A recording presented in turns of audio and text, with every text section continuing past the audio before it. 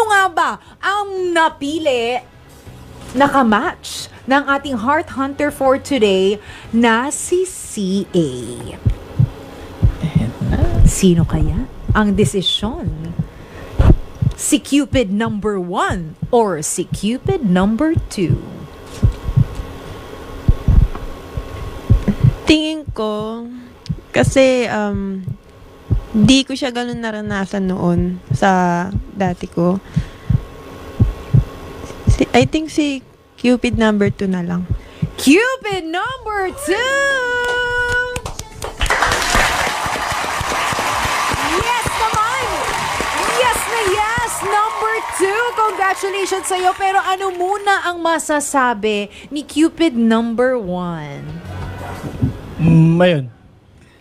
Joke lang. Ano?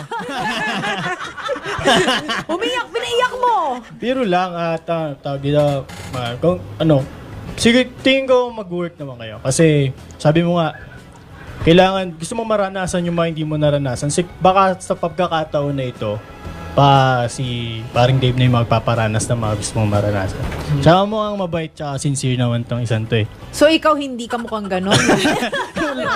Charot! Singgit lang talaga ako eh. Ay, alam mo, malaking factor na singkit ka siguro kaya ganon. Ayaw niya. Oo, charot lang. Pero nako, kung hindi ka man na-match today, malay mo, balik-balik lang dito. Baka ma-match ka, diba? Sa susunod na araw. Oo nga pala, magbabalik ako. Balik ka. Oo, mauubusan ng pag-asa. At syempre, eto naman, ano naman ang masasay ng ating napili na Cupid na si Dave? Una-una sa lahat, maraming salamat sa pagpili sa akin. Siyempre gusto mong magkaroon ng bagong experience na hindi mo na-experience sa dati mo. At yun ang ibibigay ko sa'yo. Magsimula tayo sa simula. Huwag kang mag-alala.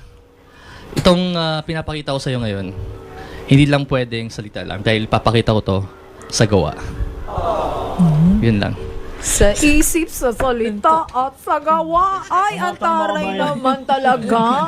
Oo. Thank you so much, Dave. At eto naman, gusto nating marinig, syempre, ano naman ang say ni CA? Anong message ang gusto mong sabihin?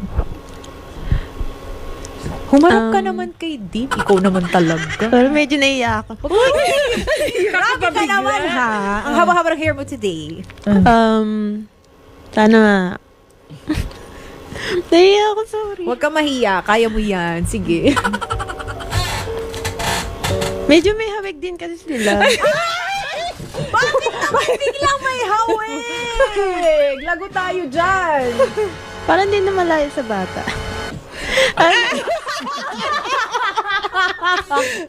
Bigla naman ako. Diba? May hawig. Okay, sige. Continue. Gagawin ko din naman yung best ko para magtiwala din uli. Sana wag uli mangyari sa akin yun. Ayun lang po. Yun ang hope natin talaga, Doc, no? Na hindi siya madala sa na-experience niyang yun.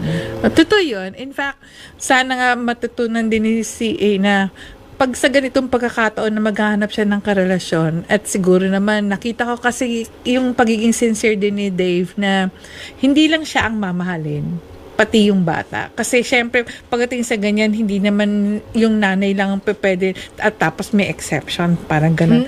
And ako, nagustuhan ko doon sa sinabi dito ni Dave, yung sinasabi niya, magsimula.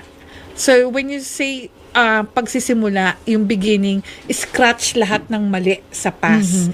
Parehas sila, hindi sila magsusumbatan kung ano yung nangyari sa kanila ng past. Dahil kasi, kung magsisimula ka, ayusin natin. Yun yung maganda sa sinabi nila. Ang ganda nun. Kumbaga, alam mo yon, yung parang natapos yung isang relasyon, pero meron namang panibago. 'Di ba? And this time, sa anak mo, kasama mo, yan, panigurado pang forever mong kasama yan. At syempre ngayon na meron kang nakamatch dito sa Matchmade, di ba? Malalaman natin kung magpo-progress, di ba, ang inyong samahan. And I just hope na itong nangyaring ito, di ba? Lagi lang nating tandaan na sa bawat karanasan sa buhay natin, tandaan natin na hindi tayo natatalo, bagkus natututo, o di ba? Yes. There you have it. And congratulations po ha sa ating Heart Hunter at sa Chosen Cupid. Congratulations!